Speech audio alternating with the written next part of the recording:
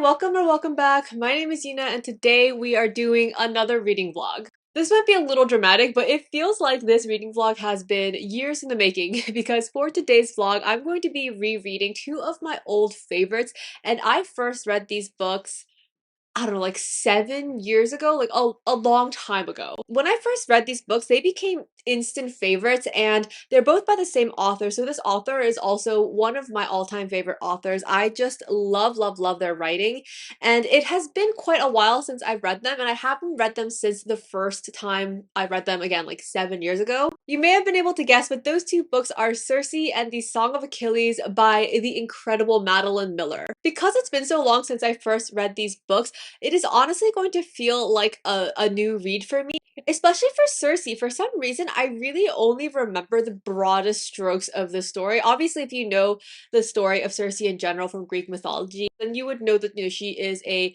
witch goddess type of character who ends up exiled on an island. She meets Odysseus in the Odyssey, all of that. So I remember those bits, but I really don't remember much else. Song of Achilles, I do remember a bit better. I remember being absolutely devastated and traumatized and swept away and enamored with this book, like so many people have been. The internet raves about the Song of Achilles, and it's for a good reason, in my opinion. So I do remember a bit more of the Song of Achilles, but it is still pretty hazy. Like I remember moments, but the in-betweens and a lot of the buildup and things like that, I think that is still relatively hazy. I am praying that I love these books just as much on a reread. If you ask me to pick an author whose prose writing style, like forget about world building or plot points or characterization or things like that. If you specifically were asking me for an author whose writing style, their prose is most indicative of my preference, and it would be Madeline Miller. We'll see if that opinion holds on the reread, but from what I remember, she just did such an incredible job of writing so lyrically and descriptively in these perfectly punchy ways that were so evocative to me, and just I don't know, the way that she described things and wrote things, they really made my experience so much richer because they hit a part of my brain and I could see it, I could smell it, I could hear exactly what she was describing. And again, this might be a very personal thing because obviously people have different tastes and different things tickle different people's brains in different ways. But for me, from what I remember, Madeline Miller's prose was just the perfect balance of lyricism and precision and restraint, but also lushness. So can you tell I'm really excited to reread these books. I love them so much and they have a special place in my heart. But I recently reread another old favorite, Pachinko, and honestly, it hit just as hard and maybe even harder on a reread. So that's what I am hoping for. These are both retellings of famous classic Greek stories. Circe is a retelling of the story of the titular character Circe. But this book, from what I remember, it follows her from childhood and shows her background and her motivations and goes more into the story of her kind of coming into her power and realizing her own. I remember really loving this book and falling in love with Circe and her journey, so I think I'm going to start with Circe. And The Song of Achilles, which I would say is probably her most popular book, this is a retelling of the War of Troy, the story in the Iliad, and for this book, she tells that story but focuses on it from the perspective of Achilles and Patroclus. And it is so important to me that Achilles and Patroclus are very gay in this book. They are lovers, they're not cousins, they're not roommates, they're not just war buddies like some historians may try and tell you. They are gay. It is so beautiful. It is a beautiful love story. And obviously, if you know the story of Troy, if you've seen Brad Pitt's Troy or anything like that, then you know how the story ends. But the journey and the characterization, from what I remember, again, impeccable, heartbreaking, just so beautiful. I'm really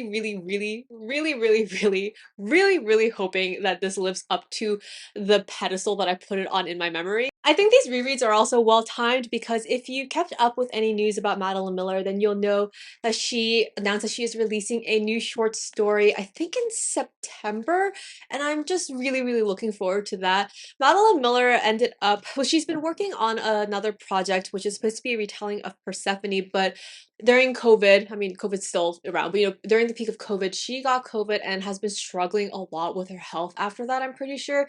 If I'm remembering correctly, she's had a lot of effects with long COVID, and it's really gotten in the way of her being able to work and write. So I know that that original project has been progressing a lot slower than she probably intended. So I was just really excited to hear this update and hear that she is going to be putting out new work, and I'll absolutely be gobbling that up whenever it comes out. But in the meantime, I will treat myself to these rereads. And this month I'm not doing anything crazy. There's no book con, I'm not traveling for work or anything like that. So I think it's gonna be a more traditional vlog style where I will try to come in for like quarter way updates and 3/4 way updates that are shorter, and I will give you a formal longer midway update and a final update with spoilers, no spoilers, all of that jazz. I think I'm gonna start reading Circe like basically as soon as I stop recording this intro. I think I'm gonna have a decent amount of time today where I can listen to it on audiobook, but I think that because I love Madeline Miller's prose so much and I love her individual phrases and words, I'm going to want to try to read as much of this physically as I can. I tend to do this anyway, but if I do read portions of it as audiobook, I will go back and annotate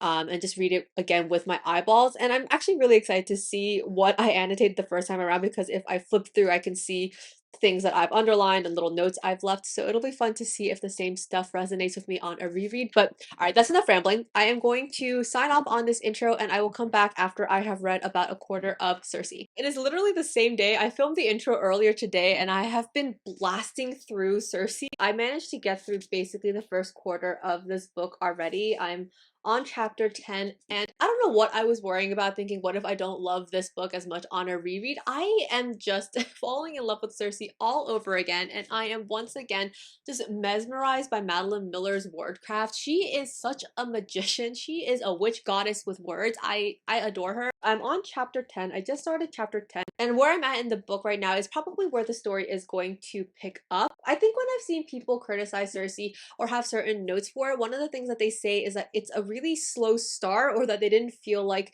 anything was really happening in the beginning of the book. And I can understand what they're saying, because Madeline Miller really does spend like the first 100 pages of this book just building Circe's backstory. We don't really get to the main action of the story until, yeah, like 100 plus pages in. I'm on page 120 pretty much, and we're now just starting to see where the action's gonna start to unfold. I personally have absolutely no problem with that, because I love the way that she has really spent a good portion of this book humanizing and characterizing and building a foundation for Circe's character, so that you can really take off with the rest of the story, having a firm grasp of who Circe is in this retelling. Circe is one of the daughters of Helios, who is god of the sun in the Greek mythology, and she is kind of shunned and people look down on her. She's not as grand and beautiful as her cousins and brothers and sisters, and she doesn't seem to have any notable power. So as she's growing up as a child, she's very lonely, and she has a very narrow sense of what the world is. And for the first 100 pages, really building out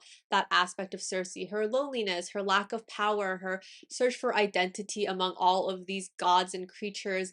And also, I think you get to see a lot of her naivete and her innocence and her desire for connection. And I don't know, I just got such a strong sense of Circe as a person in the first 100 pages, that I think that whatever growth is going to come after is going to be that much more impactful.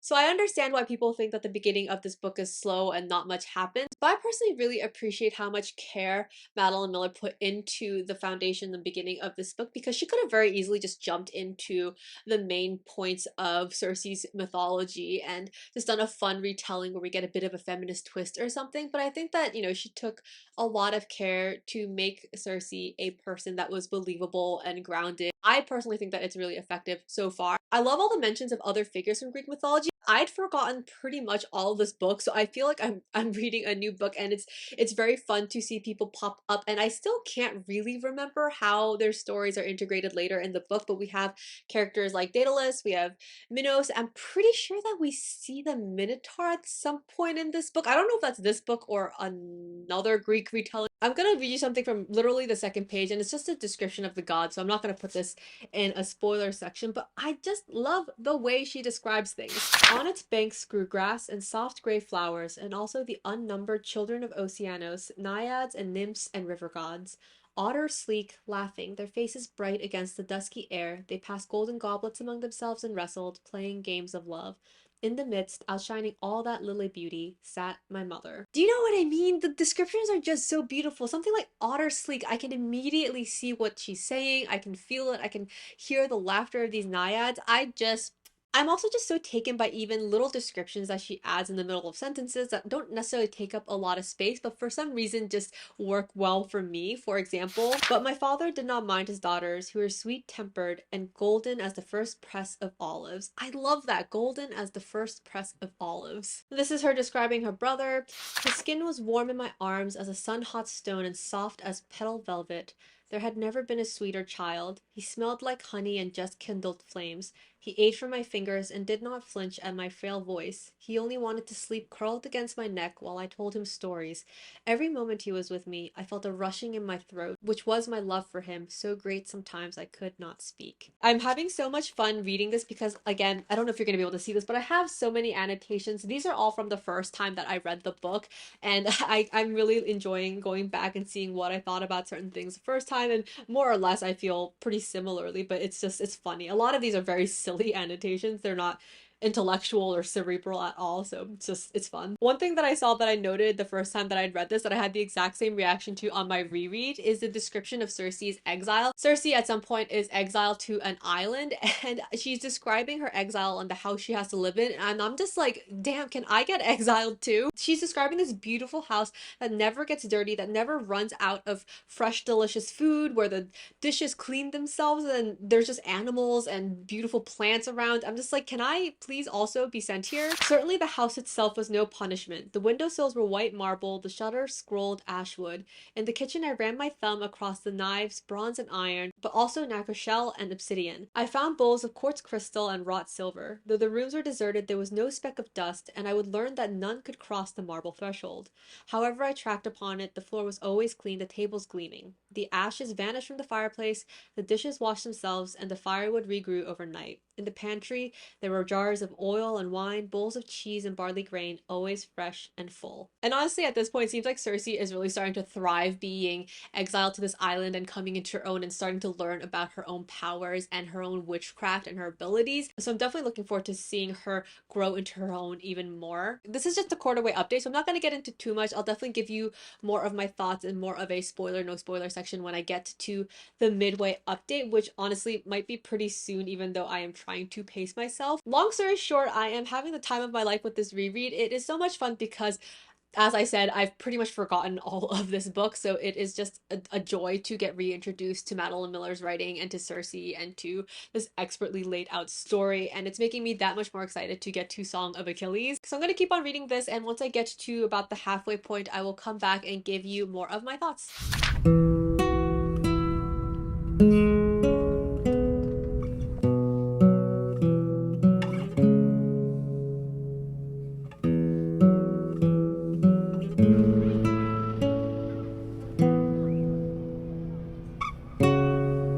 저기서 자주색 예쁘다.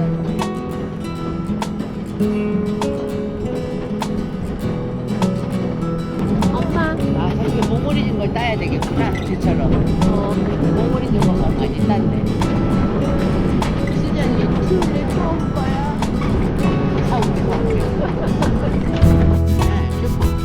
트레이드 중에 제일 많이.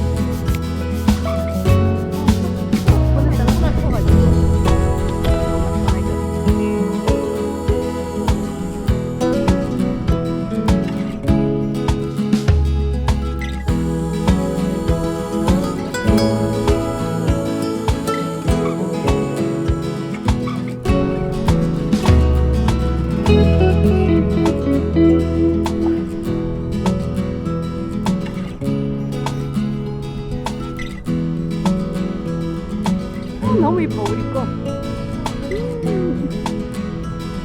너무 이뻐.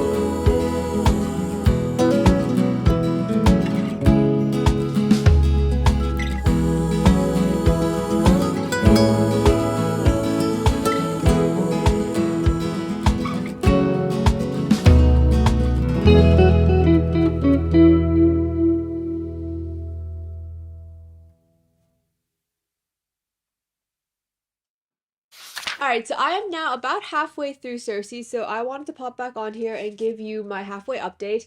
And if my one eye looks really red or freaky, apologies. My allergies have been killing me. I've been rubbing at my eye, and earlier it was really swollen. I think it's mostly better now, but I don't know what it's gonna look like on camera. So like I said, now I'm about 200 pages in, which is roughly halfway through this book, and I have just continued to fall back in love with Madeline Miller. Upon this reread, I can definitely understand why some people say that this isn't structured in a way that they enjoy, or that Song of Achilles is their preferred book of Madeline Miller.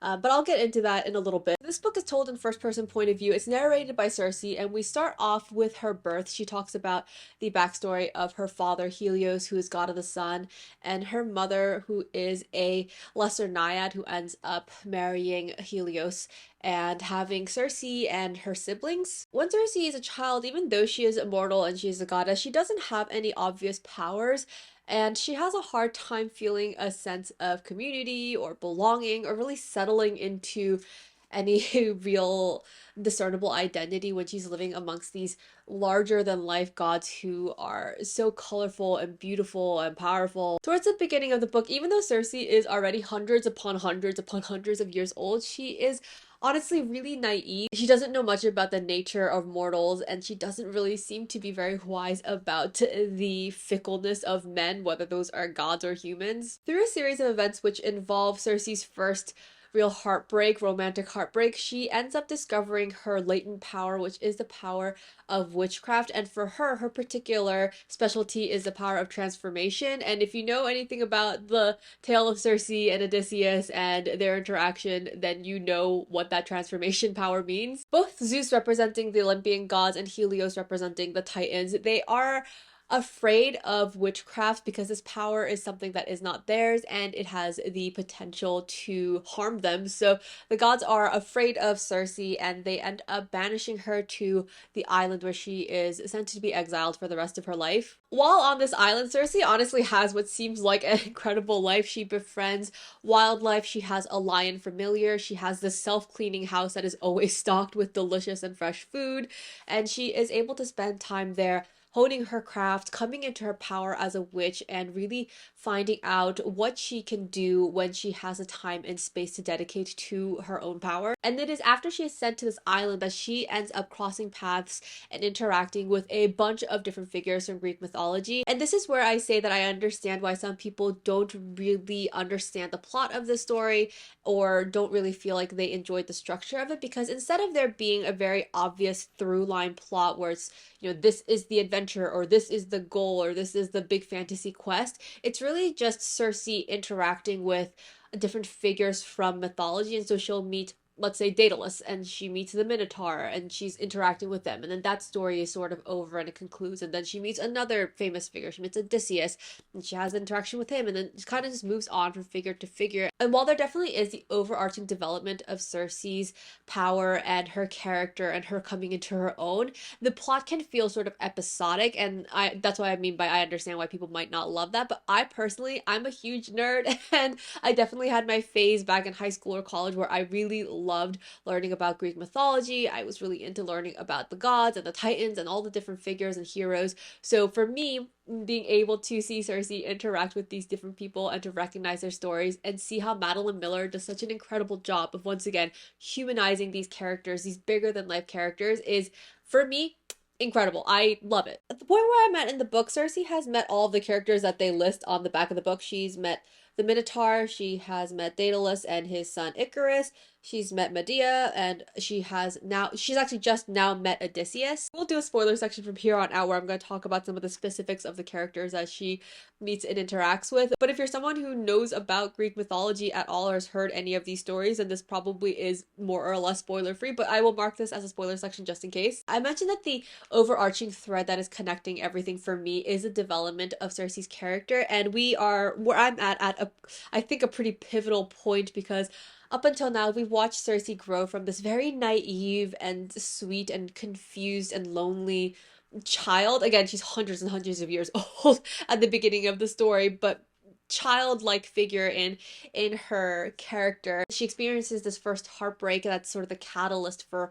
a lot of the events that follow, and in that she begins to see the fickleness and the cruelty and the selfishness of the people around her. When she's exiled to the island, she does continue to become a bit wiser and to learn to be a little bit more guarded about certain things, but she maintains this compassion and this kindness and this gentleness and this desire to help people that I think really characterizes her earlier years. And I think she really sees that at a point in the book when her sister summons her to help her give birth to her child, which ends up being the Minotaur. I don't know that there's a good way to succinctly explain everything that happens, but Circe is basically summoned by her sister. Her sister is pregnant and about to give birth, and she wants Circe to be there to attend her. And Circe and her sister do not have a good relationship. Her sister is pretty cruel and barbed and has never been kind to Circe. They don't have a good relationship. She sends Daedalus to go pick up Circe. She's gotten permission from Helios to let Circe off the island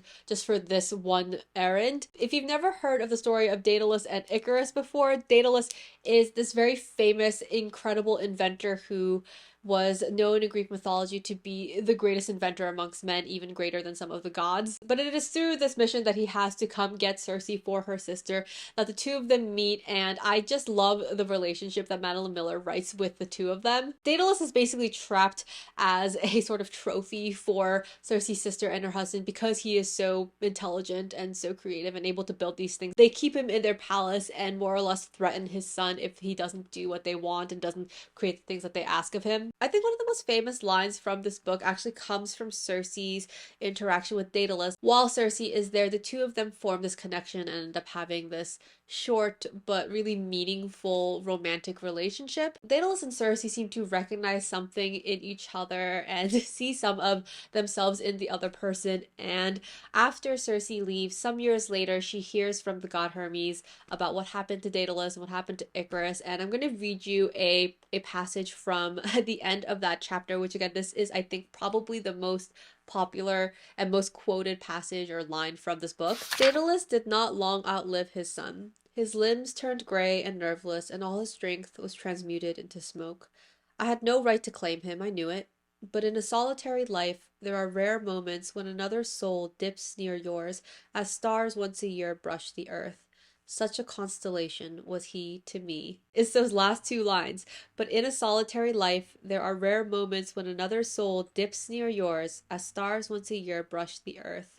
Such a constellation was he to me. That is so beautiful. If you know anything about me, then you know that I am a hard sell on romance, and I really don't enjoy things like insta love, and it is hard to convince me of a relationship that is earth-shattering and life-changing, and I would die for this person when they've only known each other for literally like 2 days. I know that works for a lot of people, but for me, it's just not something that I can get invested in. So I love the way that Miller wrote Circe and Daedalus's connection because they don't know each other for very long. So she doesn't make it out to be this sweeping romantic thing that happens, but it's more about these two people having a moment of connection and finding a bit of solace in each other. They never say I love you. Circe doesn't say I love you. Daedalus doesn't say I love you, but they have this bone deep appreciation. And for Circe, who is immortal, she's saying this is someone who came into my life for a brief period of time and really touched me and made a lasting impression. And something about that is, I think, very romantic and very intimate and vulnerable and beautiful. It was so much more impactful for me than if she had written it like these two people are desperately, deeply, unbreakably in love with each other. They can't bear to part ways. They can't go on without the other. If it had been that melodramatic, it really wouldn't have landed for me for all the reasons that I said. But the way that she wrote it, I thought was so poignant and beautiful because yes, you can know someone for a short amount of time and they can make a lasting impression on you. And it can be written in such a way that it is impactful for me. But usually I feel like those types of things, those types of relationships are written in such a way that I end up kind of cringing or rolling my eyes. But I thought it was done so beautifully with Daedalus and Circe. And that last line, another thing I love is that through her interactions with other creatures like the Minotaur, with Ariadne, you just see Circe's how she's different from other gods and immortal beings in that she sees the value of these individual mortal lives, even though for the other gods, they're like mortals come and go. They rise and fall like wheat fields. They're truly so insignificant to the other gods, but Circe has a lot of sympathy and compassion for these individuals, whether they are, like Ariadne or whether it's the Minotaur. And the Minotaur is this, half person, half bull creature who literally bites off several of her fingers when he's born because he's this flesh hungry, sort of mindless creature. And still, she has this compassion and she feels bad that this creature is only going to know pain and suffering and death and hunger because of the whims of gods. I just think that that's such an important part of her character and something I really appreciate about her. But we're getting into some of the meat of the story now because where I'm at, she has now met Odysseus and she has already been turning whole fleets of sailors and men who come to her island into pigs. If you know anything about the story of Circe and Odysseus, then you know that Odysseus, after the Trojan War on his way back home to Ithaca, stops at the island where Circe is living and his crew gets turned into a bunch of pigs. Before Odysseus and his crew came anywhere near her island, there was another crew of men who came to her island saying that they were lost and they were hungry, and she very graciously accepts them. She gives them food, she's very kind, she hosts them, and when they find out that she is a woman living alone on this island with no husband or father or brothers to protect her, they repay her graciousness and her kindness with violence. They all assault her, and she turns them into pigs for it. Rightfully so. So by the time that Odysseus's crew gets to her island, this has already happened multiple times. She's had men on ships repeatedly come to her island, say they need help, and eat her food, accept her hospitality, and then have the intention of attacking and harming or robbing her, and she has been turning these men into pigs over and over and over again. So where I'm at, she and Odysseus have met and she realizes this man is a little different. He's really clever, he's really astute, he's a sharp, sharp man, and he's not just some brute. And so it seems like they, at this point, are agreeing to enter into a sort of relationship, and depending on how that goes, she will or will not turn his crew back into men for him. So that's the end of the spoiler section. Again, up until this point, it has been these almost episodic mini adventures with different characters from Greek mythology, and Circe has just met and interacted with Odysseus. I still have about half the book left, and I really don't remember what happens in the second half of this book. I mean, I didn't remember what happened in the first half of this book. As I'm reading it, I'm seeing my little annotations, the things I've underlined, the stupid little notes that I have left, and it's just very fun seeing what my reaction was the first time around. And to be honest, I'm having very similar reactions the second time around. If I do end up doing a 3/4 way check-in, it'll be probably pretty casual, and if I don't, then I'll just come back and let you know what my thoughts are after I have finished the whole book. But either way, I'm having such a good time. I'm loving Circe. I am falling back in love with Madeline Miller.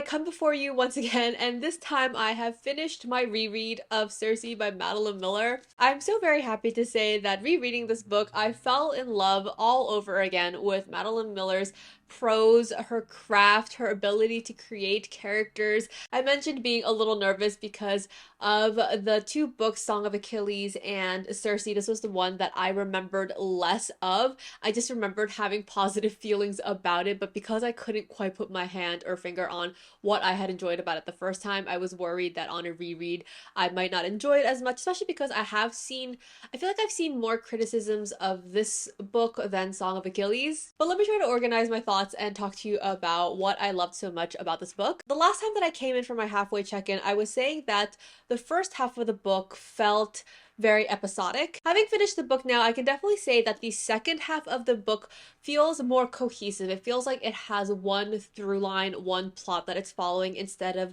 the episodic nature of the first half of the book. The first half of the book was a little bit like Monster of the Week, but instead it was Greek mythological figure of the week. Last time that I checked in, I said that she just met Odysseus, and from that point on, it really is about her story and her life as it's affected by Odysseus and her interactions with him and all that follows. So it does have that through line. Again, I understand why people would say that it felt like it's a really slow start because, again, it doesn't really seem like the main plot happens until pretty much halfway into the book. But for me, I really enjoyed that structure.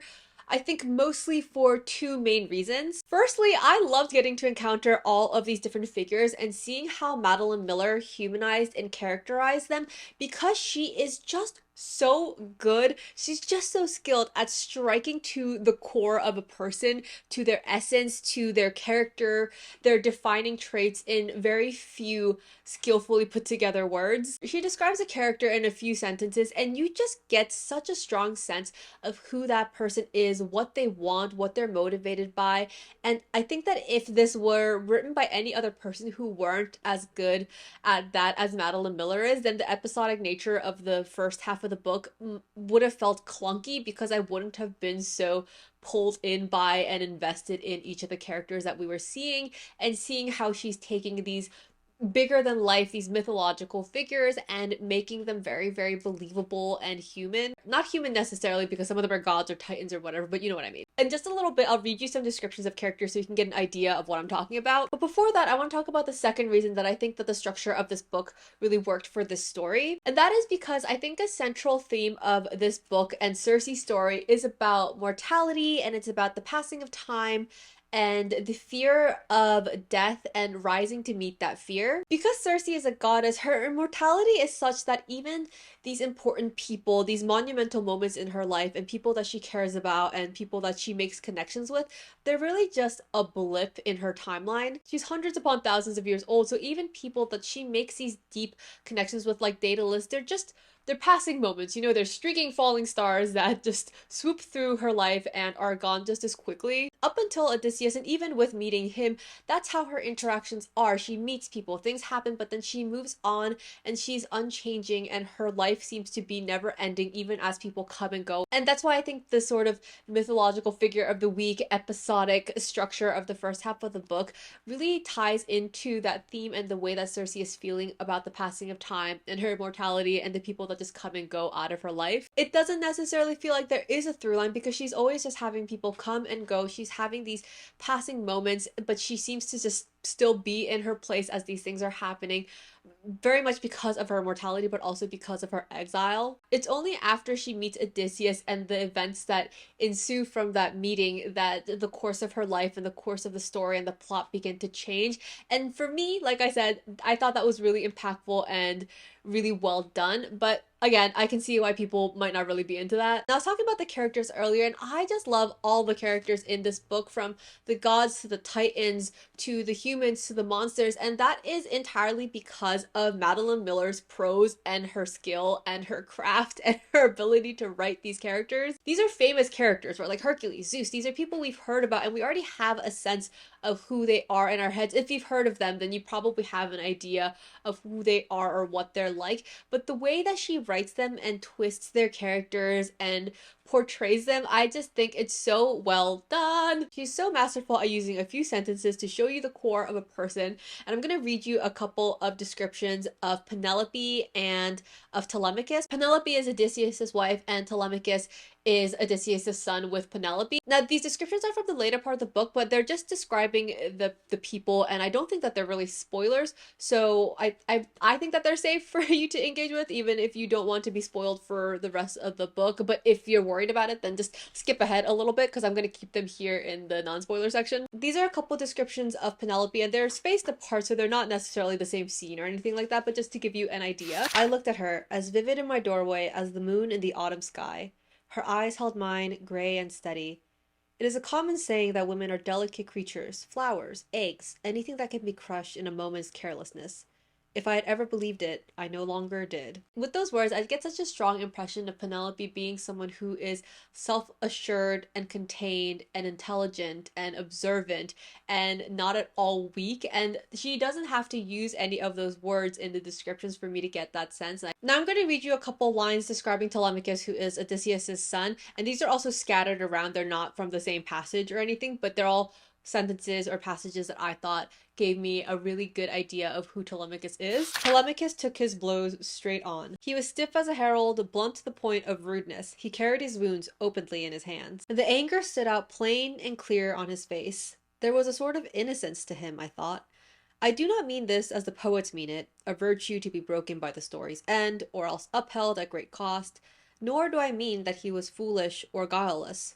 I mean that he was made only of himself, without the dregs that clogged the rest of us. He thought and felt and acted, and all these things made a straight line. No wonder his father had been so baffled by him. He would have been always looking for the hidden meaning, the knife in the dark. But Telemachus carried his blade in the open. Is it just me, or do you get what I mean? I can just see the type of person that he is, who is honest and blunt to a fault, who in all of his actions and his thoughts is so true to himself and to his nature that you don't really have to ever second guess what he's saying. He says what he means, he does what he means, and he is himself to everyone that crosses his path. He's not someone that has multiple faces. I don't know, I just thought that it was described so well, and that's how she describes a lot of her characters, and you just, I don't know. I think I just felt like I knew them so well. Now, those are descriptions of mortals, but I was also just so taken with the way that she describes the gods. She does such an incredible job of describing them, so you know that they're not quite human. There's something beyond and something other about them, but she still manages to anchor them and characterize them in a way where you get these human traits and you get an idea of their characters and their flaws, the way that they hold themselves. I'm going to read you a description of Athena. She struck the room, tall and straight and sudden white, a talon of lightning in the midnight sky. Her horsehair helmet brushed the ceiling. Her mirror armor threw off sparks. The spear in her hand was long and thin, its keen edge limned in firelight.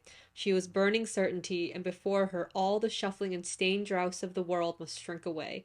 Zeus's bright and favorite child, Athena. What I desire will come to pass. There is no mitigation.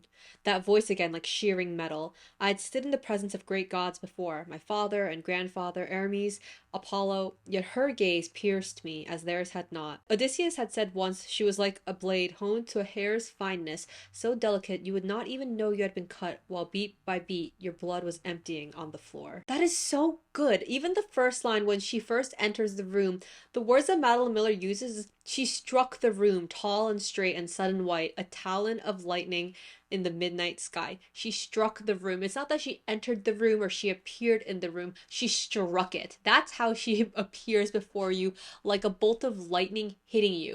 Incredible. And this part, she was burning certainty, and before her all the shuffling and stained dross of the world must shrink away.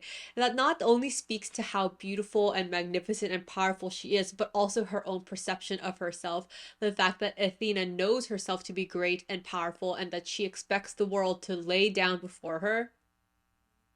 Incredible. So in case you couldn't tell, I just adore Madeline Miller's writing, and I'm pretty sure that I said this earlier in the video, but if I had to pick an author as my favorite just based on writing style, not plot or world building or anything like that, but just prose, I don't know that I can think of someone who would beat out Madeline Miller.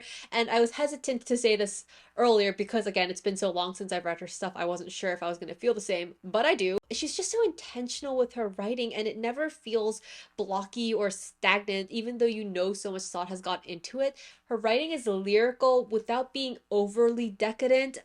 It's just so good. I think some of the themes include the power of being a woman and the way that people will fear a powerful woman, mortality, fate versus choice, the power of individual will, responsibility, and there's a lot about motherhood and relationships with people. And I love the way that she takes those themes and she weaves them throughout the story without being heavy handed. I know I recently talked about another sort of feminist retelling of a classic that I read, and that was Kaikei. I'm pretty sure that I saw Kaikei multiple times being marketed as for fans of Circe or for fans of people who enjoyed Circe. And while I did like Kaikei, one of my biggest criticisms of that book is that I think that she was too literal and heavy-handed with the delivery of her themes, especially the feminist ones. She would explicitly and repeatedly talk about Kakei being treated a certain way because she's a girl, and she would say those words like because she is a girl or as a woman. And I thought that after the first like 10 times of reading that, I was like, okay, I get it. I think that the author needs to have some faith in me as a reader or in her audience to be able to distill the message, especially after multiple times of saying it explicitly. Circe grappled with a lot of similar themes and scenarios, but Miller lets those events unfold. She writes them, she writes what happens, and then she trusts the reader to be able to read that and to pull from it the message and the things that she is trying to say. And for me, I think that's a lot more impactful. I again appreciate when an author trusts that I'm going to be able to do that. This is going to be a really quick spoiler section, but I'm going to be talking about the very end of the book, so spoilers. Big spoilers for the very end of Circe. I love the way that this book ends. After Odysseus meets Circe, he moves on and we find out that Circe is pregnant. She gives birth to Odysseus's son, Telegonus, and some years later, Telegonus wants to meet his father. He wants to go to Ithaca, and so he goes. We find out Odysseus has become a changed man, or that the worst parts of him have come out after his very long and difficult journey. And in an accident, it's a complete misunderstanding in an accident, but Telegonus accidentally kills Odysseus, and he comes back to the island to his mom with Penelope and Telemachus. Some time passes and a bunch of things happen. Telegonus ends up leaving the island with Athena to strike his own path to start a kingdom with Circe's blessing. And at first, Circe really doesn't want to let her son go. She's worried. She doesn't want him to get hurt. She doesn't know what's going to happen to him when he's so far away. But she sees that he needs to do this and that this is going to be what's going to let him bloom as a person. And I think the fact that she lets him go is another thing that distinguishes her from other gods and other divinities, because these other gods, if there's something that they like, if there's something that they want and treasure, they are so jealous of it. They clutch it and they refuse to let it out of their sights, and they squeeze it for every last drop that it's worth. And for Circe, she really sees the power and the love in opening her palm and letting her son out into the world. In this scene, he's sailing away and Circe is watching him from her island. The light darted silver from the waves. I lifted my hand in blessing and gave my son to the world. The fact that she lets him go, I think, is such a testament to her love for her son and her understanding of mortality and humans. Another thing that happens is Circe talks to her father Helios and is basically able to girl boss manipulate him into ending her exile, and she goes off for a bit with Telemachus, and the two of them have a romantic connection. And when they come back to the island, Circe decides to try and see into her future, use her prophetic nature, and she sees a vision of herself living out her life as a mortal, giving up her divinity and living out her life as Telemachus's wife. She sees their children, she sees what would happen if she gives up her godhood, and it's so beautiful because a lot of the things that she's seeing is aging. She's seeing pain, she's seeing fear, she's seeing anxiety, she's seeing the worry of raising children and of growing old and losing her youth and her beauty and all of these things. And she sees that and she's like, yes, like I want this. I don't want to just be this unchanging figure that has to watch people come and go and to never be able to feel like she can really hold on to anything because everything is just passing her by. So in the very last scene, she sees this vision, she sees what she could have with Telemachus, and she decides to give up her divinity. So I'm going to read you the last scene, and because I just think it's so beautiful. Actually, before that, I'm going to read you a passage which is a scene that Circe sees in her vision. She sees herself being old and being afraid, and Telemachus comes to comfort her in this vision, and this is what he says to her. He sits with me in the green smelling darkness, holding my hand. Our faces are both lined now, marked with our years. Circe, he says, it will be all right. It's not the saying of an oracle or a prophet. They are words you might speak to a child. I have heard him say them to our daughters when he rocked them back to sleep from a nightmare, when he dressed their small cuts, soothed whatever stung. His skin is familiar as my own beneath my fingers. I listen to his breath, warm upon the night air, and somehow I am comforted. He does not mean that it does not hurt. He does not mean that we are not frightened, only that we are here. This is what it means to swim in the tide, to walk the earth and feel it touch your feet. This is what it means to be alive. That's so beautiful. That's not necessarily anything novel. I've read plenty of books talking about mortality versus immortality, the beauty of the fleeting and all of that, but I just really loved seeing it here. Now I'm going to read the very last passage where Circe has basically decided, I do want that life, I'm going to give up my divinity. Overhead the constellations dip and wheel. My divinity shines in me like the last rays of the sun before they drown in the sea. I thought once that gods are the opposite of death. But I see now they are more dead than anything, for they are unchanging and can hold nothing in their hands. All my life I have been moving forward, and now I am here. I have a mortal's voice, let me have the rest. I lift the brimming bowl to my lips and drink. I could go on and on about this book, so I'm just gonna wrap it up and say that I loved this book when I first read it, and 7 or 8 years later, however long it's been, I loved it on my reread. And though I can absolutely understand why some people might not enjoy this book or not be quite as taken as I was with the structure, I just think that it worked really well for me and my personal preference, and her writing style and prose are, once again, they cater so well to my personal preferences and the things I like in a writer and in a writing style. So for me, home run. I love this book, love this book, love this book, and it is making me so freaking excited to read Song of Achilles, because I think that that was my preferred book when I had read the two of them, which is saying a lot because obviously I love this book. So I'm going to set this aside now with gratitude and love towards Madeline Miller, and I'm going to pick up Song of Achilles. I'm going to be probably unbearable because I'm going to be gushing about that book. I just know it, and it's going to be hard for me to be objective because in my mind I just remember how much I loved it. So I will try to be as objective as I can, but it's a subjective experience. I'm reading, it's my preference. So you're probably going to just be listening to me talk about how much I love that book and those characters. I'm going to try so hard not to blast through this book in a day or two, which I could absolutely do because her writing is so compulsively readable, but I want to space it out and savor it and really enjoy my reread. So I'm going to try to at least take a few days to read this book. So yeah, I will come back in after I have hit a quarter way through, and I am so freaking excited.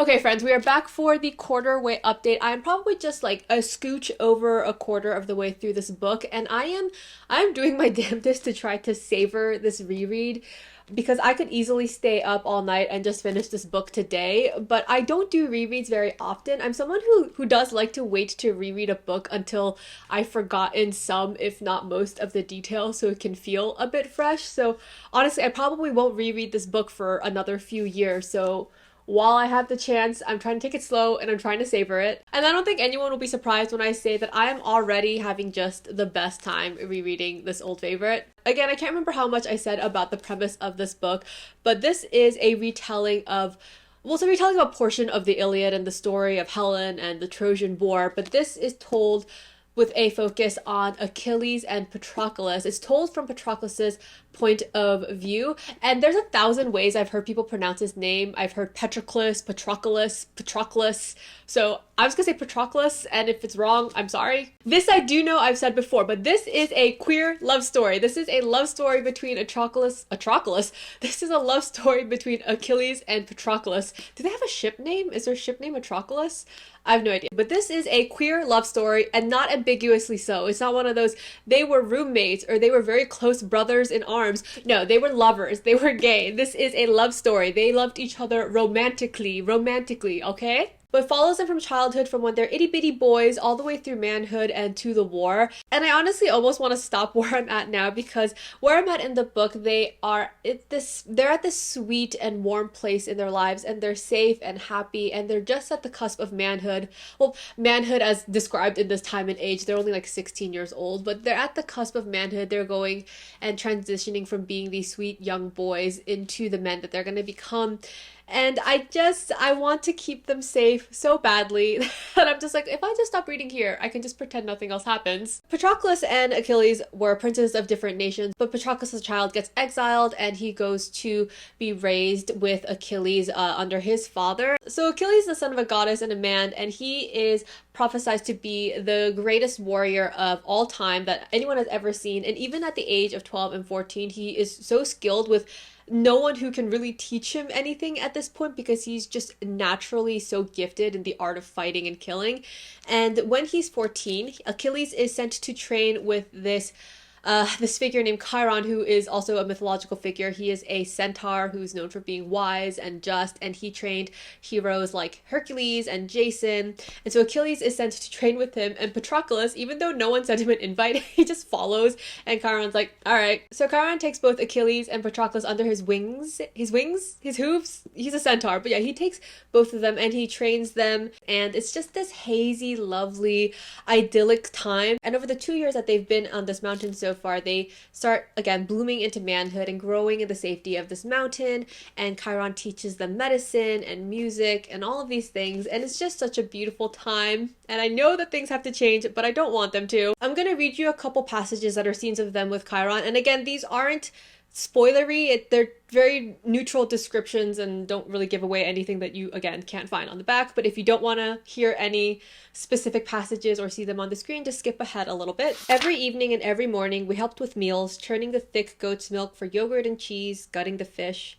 It was work we had never been allowed to do before as princes, and we fell upon it eagerly.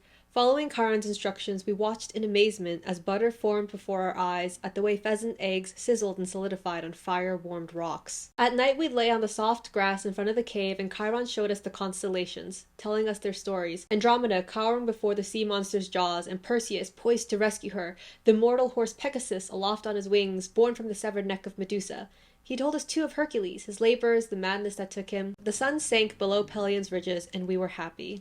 It's just so beautiful, and I love Chiron as well. And speaking of Chiron, I am going to talk about the characters a little bit. And once again, I'm just in love with Miller's ability to very clearly and effectively reveal a character's heart and the colors of their personality without being too heavy-handed and without always having to say things bluntly. Like, sometimes she is pretty blunt, but she balances suggestion and clarity so well. Patroclus is this rather insecure and awkward boy who is just not made for fighting, and Achilles is described in such a way that you know that he is a bit otherworldly. He's so beautiful and elegant and a fighter with no equal. He's direct and he's very honest in an almost innocent sort of way. These are out of context, but just for you to get an idea. The slightest crease appeared between his eyes. I do not like to lie, he said. It was a sort of innocence other boys taunted out of you. Even if you felt it, you did not say it. I stopped watching for ridicule, the scorpion's tail hidden in his words. He said what he meant. He was puzzled if you did not. Some people might have mistaken this for simplicity. But is it not a sort of genius to cut always to the heart? And Chiron is one of my favorite characters. I remember him from the first read. I felt the same way. There was just something about this wonderfully wise and steady and powerful but measured and very fair teacher mentor figure. And you can tell, even though they're not together for that long in the book, you can tell how much he does care for these boys and his affection for them and, you know, his fear for their future. He's someone, again, that has trained the likes of Hercules and Jason, and he's seen the way that their stories have gone. I don't know. I love him so much, and I can't remember exactly how the parting scene goes. I'll probably talk about it in my halfway update, but yeah, it broke my heart the first time I read it, and I think having read the book already and going back knowing what's coming, it's gonna break my heart again the second time around. I feel like I'm probably repeating myself 1,000 times, but the prose is so exquisite. She just has such a masterful balance of descriptive lyricism and lushness with a lot of measured word economy. Having just finished Circe, it's a lot of fun because we are seeing some characters that we met in Circe, like Odysseus and Jason, pop up, whether on page or just as mentioned characters. So that's, I don't know, I'm enjoying that obviously because I just finished Circe. I'm gonna start the spoiler section, and honestly it's a little hard to know like what should go in the spoiler section because everything I'm talking about again is early on in the book and it's all stuff that is on the back, but I'm gonna go into some more specifics.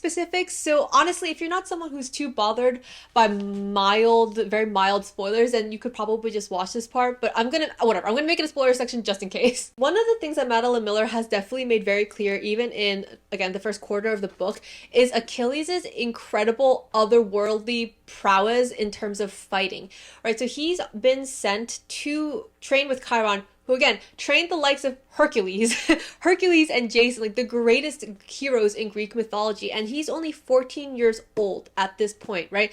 And so he says to Chiron, like, can we try training in fighting? And so Chiron has Patroclus and Achilles both show him what they can do, like they do some drills essentially. And once they're done, Achilles looks to Chiron and says, well, like, what do you think? And I'm gonna read you what Chiron says. And mind you, Achilles, even at like 12 years old, was so incredible at fighting that back at home he had no one left to teach him, and they didn't let other men or boys see him fight or practice because they were like, it's gonna ruin everyone's morale. Like everyone's gonna feel so crappy about themselves if they see this child do what he can do. Again, Chiron is a centaur who is probably hundreds upon hundreds of years old at this point and has trained the greatest heroes in Greek mythology. He says, there is nothing I can teach you. You know all that Hercules knew and more. You're the greatest warrior of your generation and all the generations before. That, you mean like, that's it. Chiron watches this 14-year-old boy and says, I, who have taught Hercules, I have nothing I can teach you. You are better than me and all that came before you and probably all who will come after. And what's also interesting is that Chiron looks to Patroclus and tells him, you're never going to gain fame from your fighting. You might be a perfectly adequate soldier, but you're never going to be a great warrior. Do you want to train? Do you want to learn how to fight from me? And Patroclus says, no. And that's it. That's the last lesson ever in fighting. And Chiron's like, we can move on from that. I'm going to teach you medicine. I'm going to teach you animal husbandry. I'm going to teach you how to play music. And that's how they end up spending the rest of their time. And I just think that that's so beautiful. And I think speaks so truly to the wisdom of Chiron that he's like, I have nothing to teach you, and this is not going to serve you even if I teach it to you. But let's talk about the love, because where I'm at in this book, they have just started exploring their romantic relationship, and the way it's written is just so tender and hungry and passionate and just so beautifully written. It's been sprinkled throughout the book that these two boys, as they're growing up and coming into their bodies and into their adulthood, they've been noticing each other, they've been having feelings, and they've been feeling attraction and all this stuff. And they've had one kiss when they were younger, but nothing since. But now where I'm at, they've taken the next step, and I just want to read you a couple of lines or passages from it because I just think that it's so, again, I'm a freaking broken record, but I just think it's written in such a lovely way. He leaned forward, our mouths opened under each other, and the warmth of his sweetened throat poured into mine. I could not think, could not do anything but drink him in, each breath as it came, the soft movement of his lips. It was a miracle. I was trembling, afraid to put him to flight. I did not know what to do, what he would like. I kissed his neck, the span of his chest, and tasted the salt. He seemed to swell beneath my touch, to ripen. He smelled like almonds and earth. He pressed against me, crushing my lips to wine. He went still as I took him in my hand, soft as the delicate velvet of petals. I knew Achilles' golden skin and the curve of his neck, the crooks of his elbows. I knew how pleasure looked on him. Our bodies cupped each other like hands. Is that not just so tender and lovely? I love it so much. And the next morning they're kind of giddy and they go to the river, and I'm going to read you a little section of that because this is what I mean by I just want them to stay here and be this happy and be this safe and joyful. We ate, then ran to the river to wash. I savored the miracle of being able to watch him openly, to enjoy the play of dappled light on his limbs, the curving of his back as he dove beneath the water. Later, we lay on the river bank, learning the lines of each other's bodies anew. This, and this, and this. We were like gods at the dawning of the world, and our joy was so bright we could see nothing else but the other. I literally just got goosebumps. I don't know if you're going to be able to see, but my hair, I have goosebumps and my hairs are standing on end because it's just, oh, I love that so much. I know they have to go to war. I know they have to leave, but it's just, I think that knowledge makes this all the more bittersweet. And this is part of what I love about rereads, especially if you have a vague inkling of where the story goes, is that I can see how much weight earlier events, earlier conversations, earlier interactions have, and just how much they mean in light of what is to come. So yeah, I'm in my feelings about this book, and I'm only 25% of the way in. I remember more of this book definitely than I remembered of Circe, but I don't remember clearly the individual details between point A and point B in plot points, so it is still just an incredible experience getting to reread this book, and I highly recommend. I'm not even done with the book.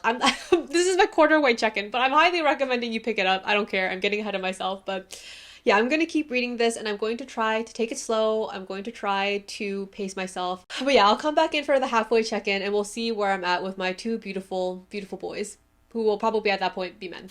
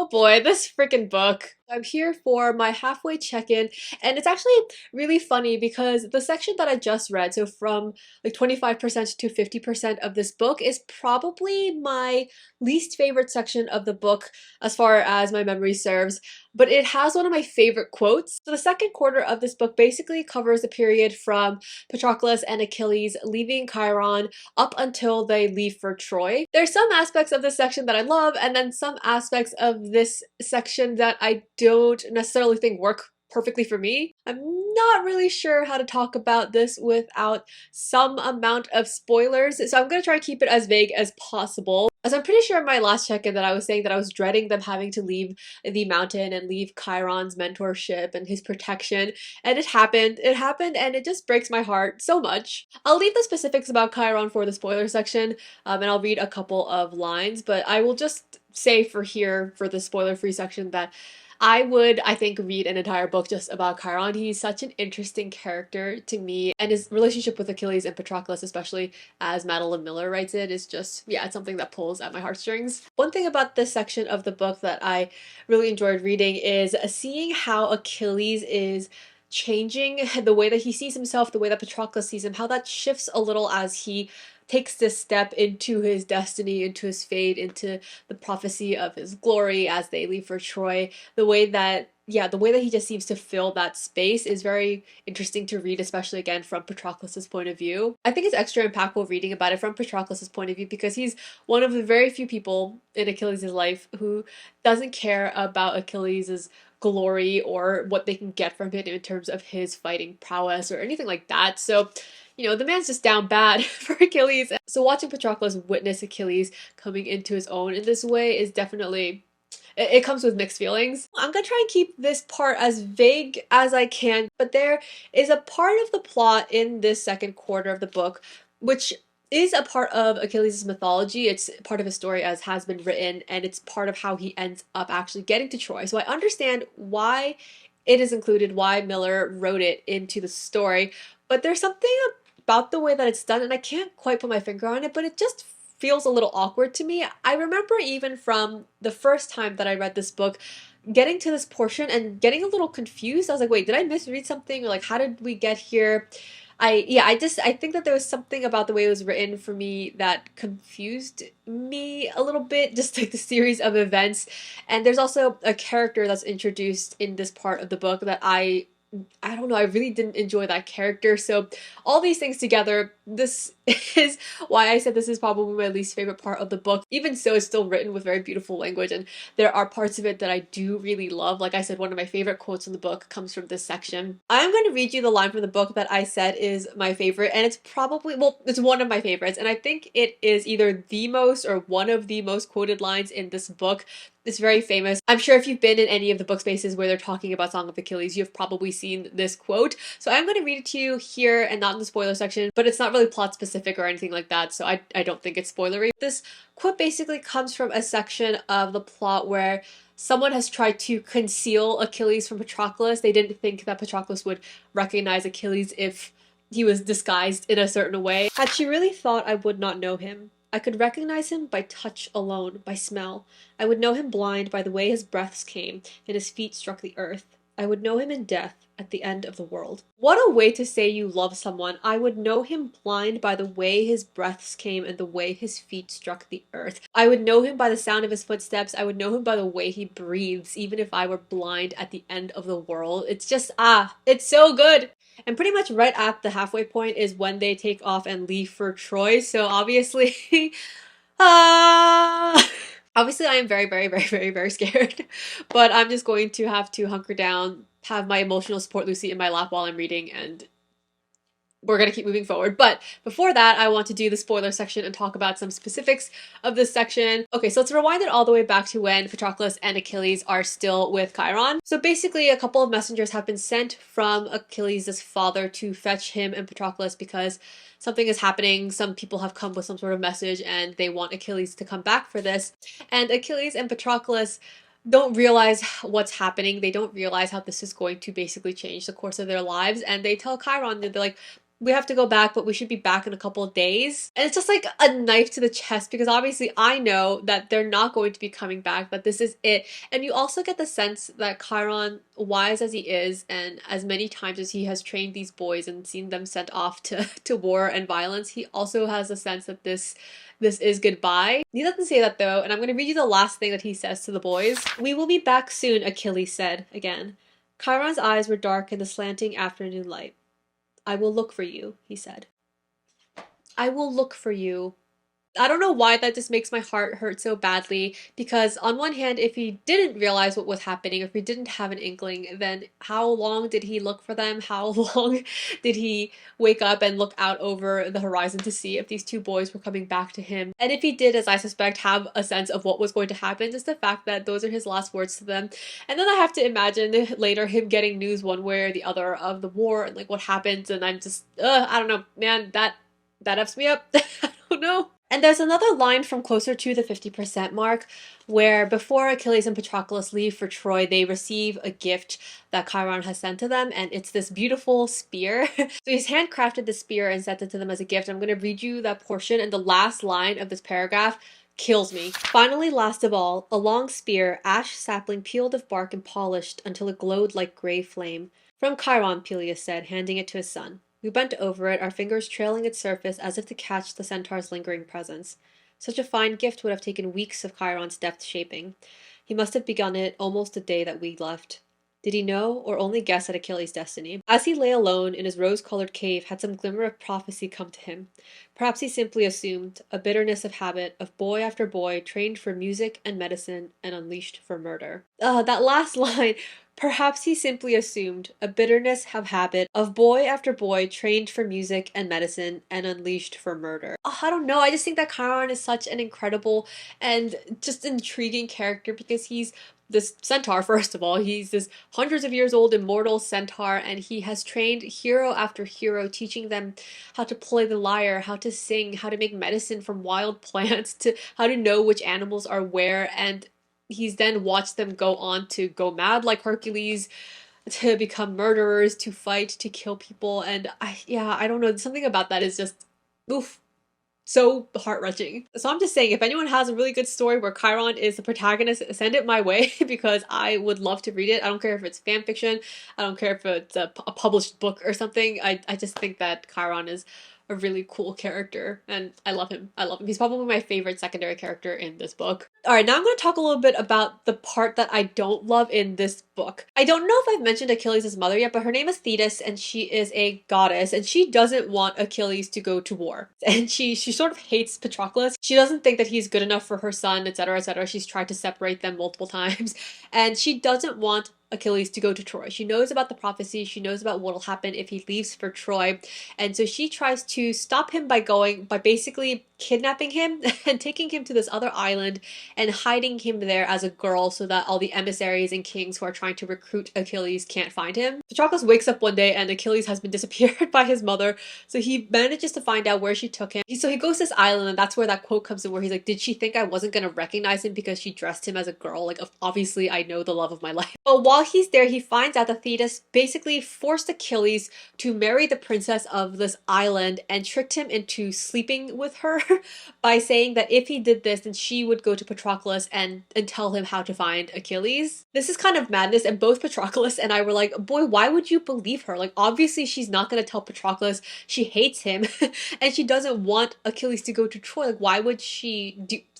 It makes no sense, and I love this line where Patroclus is thinking about this because he is like, why would you believe her? And it just speaks to an aspect of Achilles' character. This is after Patroclus tells Achilles, well, you slept with this girl for absolutely no reason because your mom did not tell me where you were. There's 1,000 things I might have said to reproach him for his naivete. He had always trusted too easily. He had so little in his life to fear or suspect. In the days before our friendship, I had almost hated him for this, and some old spark of that flared in me, trying to relight. Anyone else would have known that Thetis acted for her own purposes only. How could he be so foolish? The angry words pricked in my mouth. But when I tried to speak them, I found I could not. His cheeks were flushed with shame, and the skin beneath his eyes was weary. His trust was a part of him, as much as his hands or his miraculous feet. And despite my hurt, I would not wish to see it gone, to see him as uneasy and fearful as the rest of us, for any price. I love moments like this where we get to think about the contrast between Achilles' naivete and his trusting nature, and how that kind of is so unexpected for who is going to be the greatest slayer of men that Greece has ever produced. Part of what I don't love about this section is the princess that Achilles was forced to marry and bed. Her name is Deidamia, and she is really possessive of Achilles, and she's written in a, for me, a really unlikable and hysterical, whiny sort of way. She also reveals that she's pregnant with Achilles' child, and while I have a certain amount of sympathy for her, I just found that I found her very irritating. The way that she was so hysterical and trying to keep Achilles was just like a, it sounded like a spoiled princess whining, and I know that that's very dismissive and belittling of this person who is in a difficult position, but I don't know, I just didn't enjoy reading her character. Also, at some point where it's become obvious to her that Achilles has no interest in her, that he loves Patroclus and she's really not going to be getting any of his attention or favor, she summons Patroclus to her, and she's so bitter and pitiful and sad and lonely that Patroclus feels sympathy for her. He just feels bad for this girl, and she ends up kind of seducing him, but not really. Like, he's not seduced, he just does it more out of pity, and he sleeps with her. And I was also like, what is happening here? Like, she asks him to sleep with him. She's like, I don't want to think about it. Just let me forget about it for a minute and let's do the dirty. It's just a strange, strange situation, and I don't think I'm entirely sure what the point of that bit was to show Patroclus sleeping with her. Like, is it just to demonstrate that he is very sympathetic, even when this character Deidamia was incredibly antagonistic towards Patroclus because she's bitter that Achilles has chosen him. I don't know. All I have to say, it's just not my favorite part of the book, and she is absolutely not my favorite character. I actually found her really irritating. But none of this really matters because Odysseus comes to this island and tricks Achilles into revealing who he is. They tell him about the prophecy, about his destiny, and it sways Achilles, who decides, actually, I would like to go to Troy. And actually, I'll read you the bit about the prophecy. That if you do not come to Troy, your godhood will wither in you, unused. Your strength will diminish. At best, you will be like Lycomedes here, moldering on a forgotten island with only daughters to succeed him. If you go to Troy, your fame will be so great that a man will be written into eternal legend just for having passed a cup to you. But Achilles' mother Thetis speaks up, and you realize that this is why she's hidden him here, why she didn't want him to go to Troy. She says, "It is true, but there is more and worse than he has said.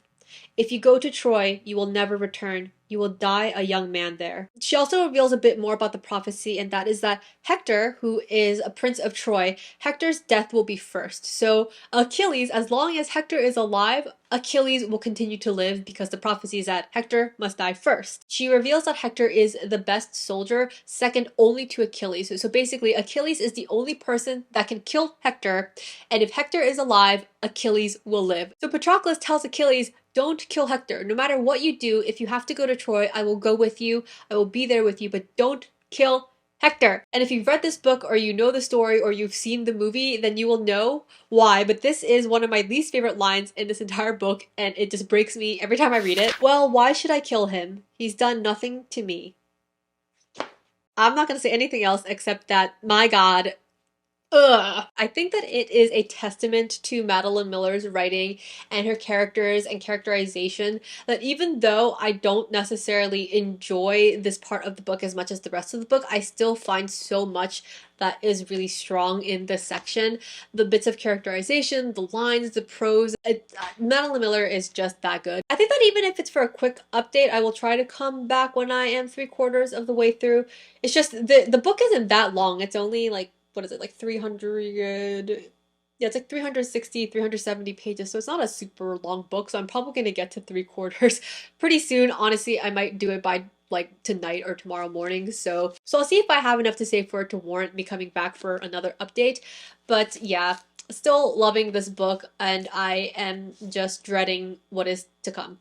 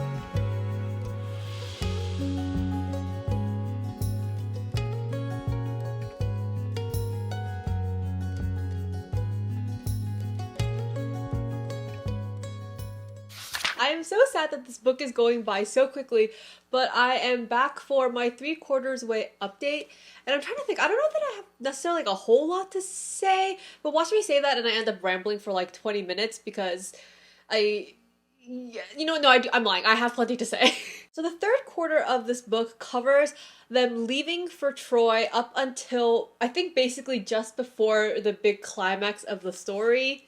They arrive in Troy, and if you know anything about the Trojan War, then you may already know that it lasted actually for like 10 years. So they arrive in Troy when they're just 16 years old, and we watch over the course of just like 90 pages them grow into whole men. Over the course of those 10 years while they're fighting the Trojans, we see a bunch of different political and military tensions and back and forths, and the main tension is really between King Agamemnon, who is the one who gathered all of these armies and gathered all of these people to come fight, and Achilles, who is really the star player, the MVP of his army, their trump card, and he is also the one who has refused to kneel down or bow to Agamemnon. He is there to fight for his army, but he has made it pretty clear that you don't order me around, you have no authority over me, and so there's a bunch of tension between the two of them. I think my 2 favorite things about this section, which I'll go into in way more detail in the spoiler section, but I think my 2 favorite things are, one, seeing Achilles fight, like actually getting to see his glory in battle and his godlike abilities and how horrible and terrible and beautiful he is when he is fighting. Because up until this point, he's never actually killed anyone. He's never actually fought a person. If you remember, I told you that his father didn't even let him like train where people could see him because he was so good that it would demoralize the rest of the army. So he's never actually fought anyone before. So this is the first time we actually see Achilles in battle doing what the gods made him to do. And this brings up a lot of conflicting feelings for Patroclus, who, seeing Achilles do this for the first time, he can't help but be both horrified and kind of disgusted, but also in awe of what Achilles can actually do when he is unleashed. The second thing that I've really enjoyed about this section is seeing the way that all of these political tensions and mind games are wearing down on Achilles. I've said multiple times how this book characterizes Achilles as someone who is very trusting and honest and direct and practically naive. He's someone who says what he means and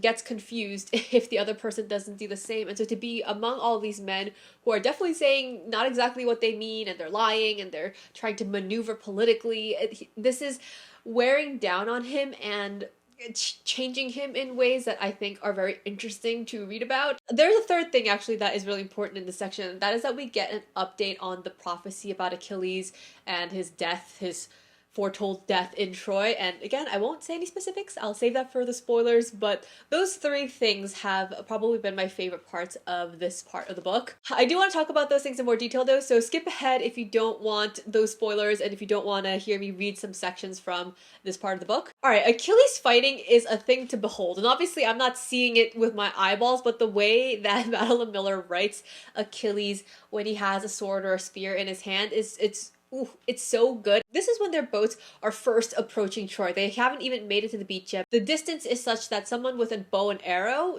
might be able to reach the boat, but no person should be able to throw a spear and make it that distance. Bow and arrow, maybe. Spear thrown by a man, not possible. So obviously, I did not see Achilles move, but I heard it, the whistle of air and his soft exhalation. The spear was out of his hand and flying across the water that separated our deck from the beach. It was a gesture only. No spearman could throw half so far as an arrow could fly. It would fall well short. It did not. Achilles' face was still, almost peaceful. He did not look like a man who had performed a miracle. I heard Phoenix whisper something to Automedon, who ran off. A moment later he reappeared with a handful of spears. Achilles took one without looking, hefted it, and threw. I watched him this time, the graceful curve of his arm, the lift of his chin. He did not pause, as most men did, to aim or sight. He knew where it would go. On the shore, another man fell. So basically, even before they make land, Achilles has made his point that he can do what no other man can do. He can fight like no other man can fight. In this section, they have reached land and they've been doing some raiding, and Achilles comes back after a day to Patroclus and basically comes back to bed, is telling him about his day, and Patroclus is kind of horrified by what he's hearing. He was covered in blood, vivid splashes not yet dried to rust. Where are you hurt? I asked. My eyes raked him for the source of the blood, but the spatter seemed to come from nowhere. Slowly, my sleep-stupid brain understood. It was not his. They could not get close enough to touch me, he said. There was a sort of wondering triumph in his voice. I did not know how easy it would be. Like nothing. You should have seen it. The men cheered me afterwards. His words were almost dreamy. I cannot miss. I wish you had seen. How many? I asked. 12. 12 men with nothing to do with Paris or Helen or any of us. How many will you kill tomorrow, do you think? I asked. He heard the edge of my voice and looked away. The pain on his face struck me, and I was ashamed. Where was my promise that I would forgive him? I knew what his destiny was, and I had chosen to come to Troy anyway. It was too late for me to object, simply because my conscience had begun to chafe. That tension is just so delicious because Patroclus adores Achilles, loves all of him, and yet to see him do what he can do at the pinnacle of his greatness and his glory and do what none other can do better than Achilles does, it hurts Patroclus to see him doing these things. Okay, last little bit that I'm going to read about this. In this scene, Patroclus has had to go out to fight with Achilles, even though Patroclus is not, he's not a fighter, he's a lover, he's not a fighter, but he has had to go out to the battlefield and he's scared and he's nervous, and Achilles tells him, don't worry, like, I'm gonna be there, like, nothing's gonna happen to you. Constant terror had siphoned and drained me, even though somehow I always seemed to be in a lull, a strange pocket of emptiness into which no man came, and I was never threatened. It was a measure of my dullness, my dizziness, that it took me until mid-afternoon to see that this was Achilles' doing. His gaze was on me always, preternaturally sensing the moment when a soldier's eyes widened at the easy target I presented. Before the man drew another breath, he would cut him down. He was a marvel, shaft after shaft flying from him, spears that he wrenched easily from broken bodies on the ground to toss at new targets. Again and again I saw his wrist twist, exposing its pale underside, those flute-like bones thrusting elegantly forward. I could not even see the ugliness of deaths anymore, the brains, the shattered bones that later I would wash from my skin and hair. All I saw was his beauty, his singing limbs, the quick flickering of his feet. I don't know, that's rough, man, to love and adore your partner so dearly and to know that the thing that they are greatest at, to know that what makes them shine and what makes them feel most alive and most themselves is murdering people. And again, the juxtaposition of his skill to his very mild-mannered, honest character, I think, I love it. Speaking of his character, I said that the second thing that I really liked about this section was seeing how these mind games are changing and wearing down on Achilles. Basically, there is this big argument between Agamemnon and Achilles, and Agamemnon feels like Achilles is being rude to him and not giving him the deference he deserves, so he says he's going to punish Achilles, and to punish Achilles, he's going to take a woman that was captured during the war, and her name is Briseis. So she is Trojan, or she's from Troy, but they captured her during one of the raids, and Patroclus and Achilles claimed her so that none of the other men, so that Agamemnon or any of the other men couldn't take her and rape her. And they're kind of like this little family, and Briseis and Patroclus especially have become very close and are very fond of each other. Actually, Briseis is kind of in love with Patroclus, but Patroclus doesn't obviously feel that way about her, but he does care about her a lot. So Agamemnon says, I'm taking Briseis, she's mine until you apologize to me. And Achilles tells Agamemnon that if he takes Briseis, he's not going to fight for him, that his army is nothing without him, and he doesn't actually do anything to stop Agamemnon from taking Briseis. And in fact, we learn later that he is trying to goad Agamemnon into taking Briseis, even though he knows that Agamemnon is going to hurt her, he's going to rape her. Achilles knows that if he does this, then basically it'll make Agamemnon look bad and Achilles will be justified in killing him. So Patroclus is absolutely horrified by this because, first of all, he loves Briseis. He cares about Briseis a lot, but to look at Achilles and see him say, I am willing to let this woman who I have been protecting for years be taken and raped by this awful man for my own end, because Achilles wants to be able to kill Agamemnon, and he knows that this is going to make him look justified in doing that, and he's just like, that's too bad, like, I guess we're gonna have to give up Briseis for this. Patroclus is horrified, and this stands in such stark contrast to something that happened earlier in the book. At about, I don't know, the halfway point, there is a girl, this innocent girl, who is sacrificed. She's tricked into being sacrificed so that the Greeks can basically please the gods and give them good winds so that they can go off on this war. And Achilles is right there next to her when she's tricked into being killed, and he's so horrified. He's so horrified, and later he says to Patroclus, he's like, I was right there, I could have helped, like, why didn't I help? I wasn't fast enough to help her. And he's really distraught over this, and it's just, again, in such stark contrast to Achilles 10 years later, who is willing to sacrifice Briseis, this person that he's known for years. He's willing to let this woman be raped and taken so that he can kill this guy that he doesn't like. Achilles and Patroclus do initially fight about this, but they can't stay mad at each other for very long, and Achilles does know that what he did was not a good look. But I love this little passage where Patroclus is later thinking about what is happening to Achilles. That night I lay in bed beside Achilles. His face is innocent, sleep smoothed and sweetly boyish. I loved to see it. This is his truest self, earnest and guileless, full of mischief, but without malice. He is lost in Agamemnon and Odysseus's wily double meanings, their lies and games of power. They have confounded him, tied him to a stake, and baited him. I stroked the soft skin of his forehead. I would untie him if I could, if he would let me. And the third thing I want to talk about is that prophecy. Like I said, we get a prophecy update, and it's Achilles' goddess mom comes again, and she gives them this update. And for context, the Myrmidons are Achilles' fighting force, like he's part of the Myrmidons. A prophecy, she said. But the best of the Myrmidons will die before 2 more years have passed. Achilles' face was still, utterly still. We have known it was coming, he said. A curt shake of her head. No, the prophecy says you will still be alive when it happens. Achilles frowned. What do you think it means? I do not know, she said. I fear a trick. So this is very confusing, right? Because Achilles is the best of the Myrmidons. He's the best of all the Greeks. He's the best of the Greeks and the Trojans. And so they've come here knowing that the prophecy is that Achilles is going to die. So when she says the best of the Myrmidons is going to die in 2 years, they all assume it's Achilles. But she's like, well, actually, no. The prophecy also says you'll still be alive when it happens. And they're like, what? I know it is to come, and I just despise this prophecy. At the end of the last chapter that I've read before this check-in, you get an idea of what is to come because Patroclus has gone to visit Briseis. Patroclus has snuck in to visit Briseis, who's still being kept by Agamemnon. And as she's telling him to be careful, this is what she calls Patroclus. She says, best of men, best of the Myrmidons. So that's where I'm at, and I don't know if based on what I've told you, you've already put 2 and together, but obviously because I've already read this book and I know the story, I know where we are headed, and I'm just wondering if maybe I can stop reading here and I can pretend that the rest of this book doesn't have to happen. I don't know, man. I'm just not ready. Literally just thinking about it is making me get teary-eyed. Woo! I need to relax. I need to go lay down and pet Lucy and take a breath. It's fine. It's fine. I'm going to pull myself together and I will come back once I have finished this book, whenever that is, and I'm sure that I'm going to be calm, cool, collected, and not emotional.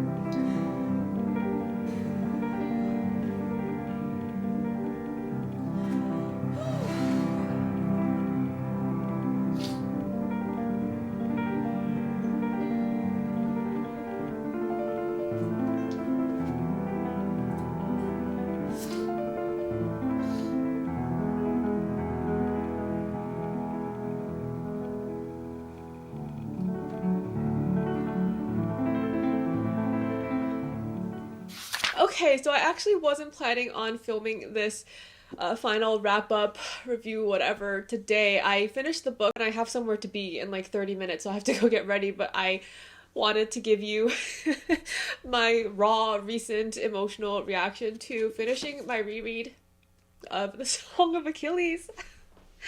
Oh my god!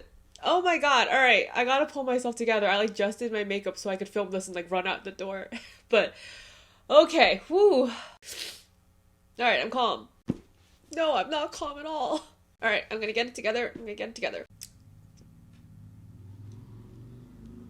That I just finished this, so I don't know that I'm gonna have particularly coherent thoughts, but I mean, I love this book. I love this book so much, and it ruined me again. If you've seen any of my wrap-ups or other videos, then you'll know that I'm an emotional reader and I do tear up and get emotionally invested and teary-eyed and all that, but it's not very often that I actually am like weeping, like actually crying, actually like crying.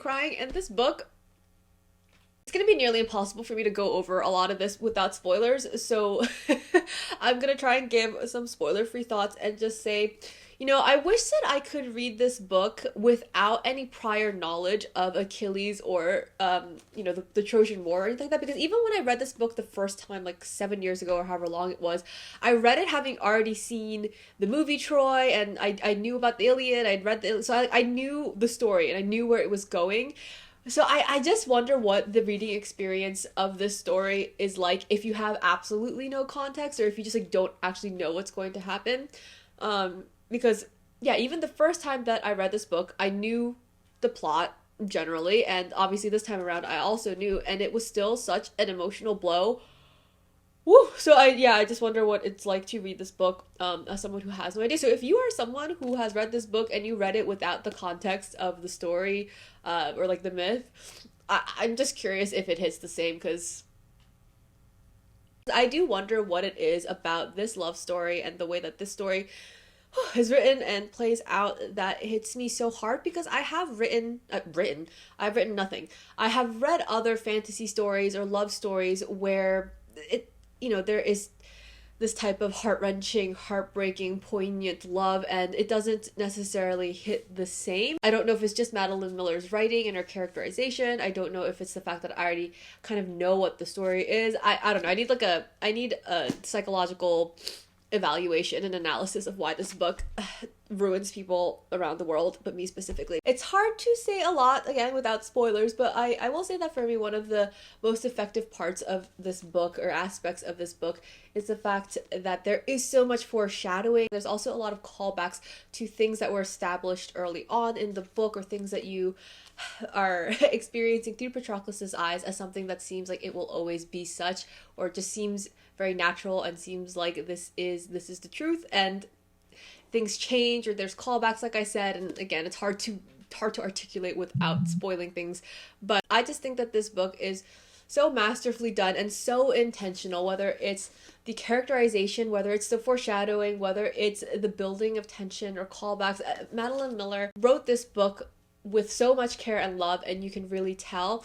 And even though I don't necessarily think it's a perfect book, like I said, there are parts of this book that I thought were a little awkward, or that characters that I didn't necessarily love, or I'm not entirely sure why they were characterized in certain ways. Whatever it may be, this book is just so stinking good. It's just so powerful and beautiful. The prose, just start to finish, is impeccable to me. There is such an incredible balance of this filigreed, decorative, descriptive quality, but also such power. She has such punch, and she knows when to hold back. And the word economy on this woman, she knows exactly how to use a few words to say something really powerful and impactful. I think her writing style is such that if she wasn't who she is, and if she wasn't just the goat that she is, it could be overdone, and it could read as overwrought and overly dramatic and just a bit too heavy-handed.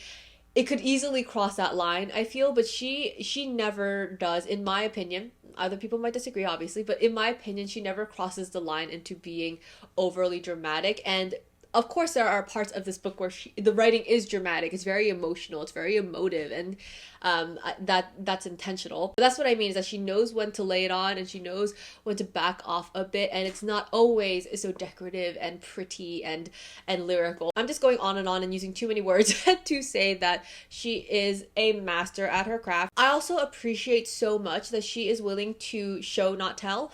She is so good at having her characters do something or say something, and she's going to trust that the reader is able to extrapolate from that aspects of that character's personality, of their mentality, of their worldview. She's not just going to say, this character is a feminist, this character believes in equality between men and women. You'll get that from the things that character says and does, and she believes in the ability and intelligence of her readers, and emotional intelligence as well, to be able to pull from those words what she is trying to convey. And I love that. I love that so much. This is a specific, but it's not really a spoiler. If you have read this and you know the conversation, or you remember the conversation that Priam has with someone towards the end of this book, I think that's a prime example, because she doesn't say outright, this is a man who is deeply devoted to the gods and his family. This is a man who values his values over his life. Things like that are not said outright, but you can tell in the way that he comports himself, in the things that he says, in his actions especially. You get such a strong sense of who this character is, and he's only on the page for like a page. Like he has very little time in this book where you actually get to interact with him, and yet you get such a clear idea of who this person is, what kind of man he is, and you just end up admiring and being really drawn to that character. I'll probably end up reading you a couple lines from that conversation in the spoiler section, and I can almost guarantee it's going to make me cry because it's even just now thinking about it. All right, it's fine. I could honestly ramble on and on and on and on and on and on about this book, but I'll keep the spoiler section pretty short and just say that it is such a powerful and well written and well crafted and intentionally put together and thought out story where the characters are humanized in such an incredibly emotive and poignant way, because these are again Greek figures. There's mythological figures who have been touched by 1,000 creative hands, whether it's for movies or for plays or whatever it may be, and yet the way that she writes them, it just brings them right to our doorsteps. Like, you feel like this is someone that you might be able to meet. They just feel so real and so human and so personable, even in their otherworldliness. Last thing I will say in the spoiler-free section is that when I first read this book, I was in the middle of playing the game Hades. I don't know if any of you have heard of it or played it, but it's a video game based on Greek mythology, and Achilles and Patroclus are in that game. When I finished this book, I put aside all other goals in that game other than to pursue the Achilles and Patroclus storyline, because I was like, my boys. Okay, spoiler section. These are going to be giant spoilers if you don't know anything about the story of Achilles and Patroclus.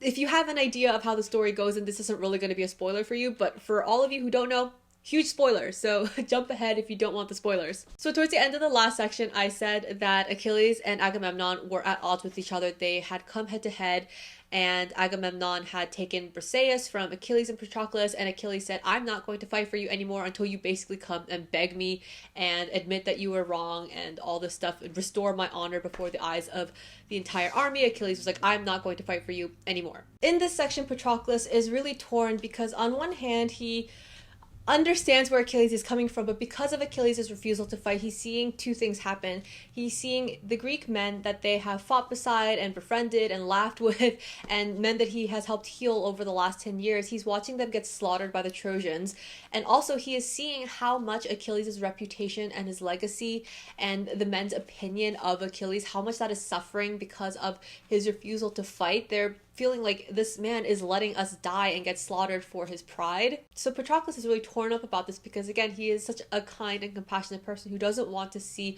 all these men dying. And also, he loves Achilles and he knows what kind of man he really is at his heart, this honest, almost naive, trusting man. And to see his reputation get tarnished in this way, it's really heartbreaking to him. So when the Trojans manage to basically get into the camp and they're slaughtering all the Greeks, Patroclus says to Achilles, if you won't fight, if you refuse to fight, then let me go in your stead. Let's disguise me as you, put me in your armor, put me in your helmet, and let me go out into the battlefield, because your reputation is such that the Trojans are so afraid of you that just the sight of me will send them running and will be able to save the men.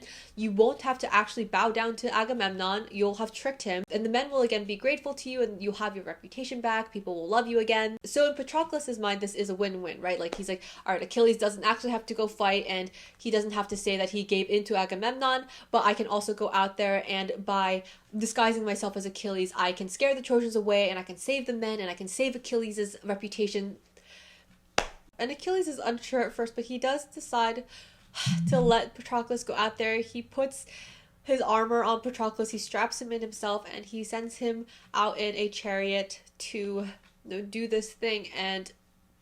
But Patroclus goes out in Achilles' armor, and he does better than he was expecting. Like, he's actually able to kill a bunch of men, but eventually he comes head to head with Hector. And I'm going to read you a couple lines from the scene when Achilles is sending Patroclus off to fight in his stead. I took a last look at Achilles, standing by the side of the chariot, almost forlorn.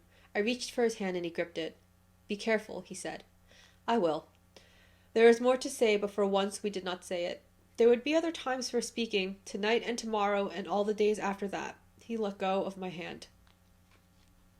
And just because I would like you to suffer along with me, I'm going to read you the scene when Patroclus is killed by Hector. My head drops back against the ground, and the last image I see is of Hector, leaning seriously over me, twisting his spear inside me as if he is stirring a pot. The last thing I think is Achilles. And you know what? Madeline Miller is messed up because the very next chapter, the first thing we read is Achilles waiting back in the camp and kind of looking out over the battlefield and thinking, it looks like someone has fallen, but I can't see, so I'll wait until Patroclus gets back to tell me. And then again, because I would like you to be in pain alongside me, I'm going to read you some of the scenes or some of the lines from when they bring Patroclus's body back to camp and Achilles sees that Patroclus is dead. He sees the thing in pieces. Men coming down the beach towards the camp. Odysseus limping beside the other kings. Menelaus has something in his arms. A grass-stained foot hangs loose. Locks of tousled hair have slipped from the makeshift shroud. The numbness now is merciful. A last few moments of it, then the fall. He falls on the body. The knowledge rushes up in him, choking off breath. A scream comes, tearing its way out, and then another and another. He seizes his hair in his hands and yanks it from his head. Golden strands fall onto the bloody corpse. Patroclus, he says. Patroclus, Patroclus. Over and over until it is sound only. Somewhere Odysseus is kneeling, urging food and drink. A fierce red rage comes, and he almost kills him then. But he would have had to let me go. He cannot. He holds me so tightly I can feel the faint beat of his chest, like the wings of a moth. An echo, the last bit of spirit still tethered to my body, a torment. There's a super heartbreaking scene where Briseis and Achilles are arguing over Patroclus's body. I don't remember if I said this before, but I really love Briseis' character because she loves Patroclus romantically.